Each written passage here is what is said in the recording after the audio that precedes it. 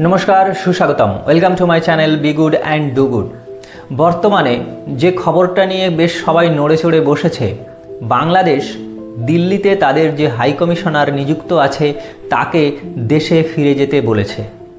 এই ঘটনা নিয়ে বলা হচ্ছে যে ইউনূস সরকার চাইছে দিল্লির সাথে সম্পর্ক খারাপ আরও করতে, অর্থাৎ দিল্লিকে তারা কেয়ারই করছে না, তারা যা খুশি তাই করতে চাইছে।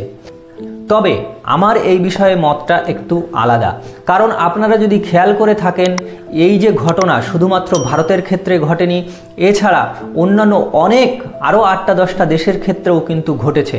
অর্থাৎ যেসব দেশে এই হাসিনা সরকার দ্বারা নিয়োজিত হাই কমিশনার রয়েছে সেই সব হাই কমিশনারদের ফেরত আনতে চাইছে এবং ইউনূস সরকার চাইছে তাদের মতাদর্শী যেসব হাই কমিশনার আছে তাদেরকে নতুন করে নিযুক্ত করবে। অর্থাৎ যে খবরটা এখানে রটানো হচ্ছে যে ইউনূস সরকার চাইছে, বাংলাদেশ চাইছে ভারতের সঙ্গে সম্পর্ক আরও খারাপ করতে, সেটা কিন্তু নয়।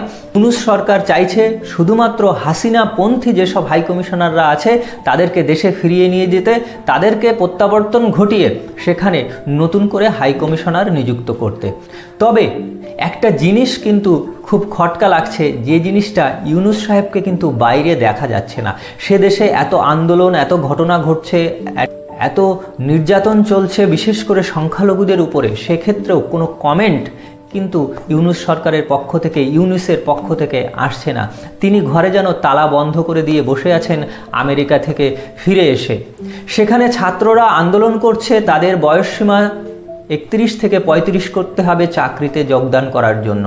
কিন্তু সেই আন্দোলন যখন যমুনাতে অর্থাৎ ইউনূসের সরকারি বাসভবনের দিকে এগিয়ে গেছে তখন সেই কাঁদানে গ্যাস ছোড়া হয়েছে, রাবার বুলেট ছোড়া হয়েছে সেই ছাত্রদের ওপরে, এবং বলা যাচ্ছে না যে ভবিষ্যতে এই আন্দোলন আরও ভয়ঙ্কর রূপ নেবে কিনা। তবে ইউনূস সাহেব যেভাবে ঘরের মধ্যে লুকিয়ে থাকছেন এবং তিনি তার সরকার পরিচালনার ক্ষেত্রে কোনো অগ্রণী ভূমিকা না নিয়ে শুধুমাত্র দেখছেন কি হচ্ছে, এভাবে যদি চলে তাহলে ভবিষ্যতে ইউনূস সরকার কিন্তু টিকবে না, সেখান থেকে তাকে পালাতে হবে। আরেকটি খবর যেটা সেখান থেকে আসছে সেটা হলো সেখানকার সেনাপ্রধানের সাথে ইউনূস সরকারের কিন্তু মতবিরোধ শুরু হয়ে গেছে। সেনাপ্রধান চাইছিলেন যে 18 মাসের মধ্যে নির্বাচন সম্পন্ন করতে, কিন্তু ইউনূস সরকার সেটা চাইছে না। তারা চাইছে যে আরও বেশি দিন ক্ষমতায় থাকতে, অর্থাৎ ক্ষমতা ধরে রাখা কিন্তু তাদের একান্ত লক্ষ্য। আপনি কি মনে করেন লিখে জানান কমেন্ট বক্সে। জয় হিন্দ, বন্দে মাতরম।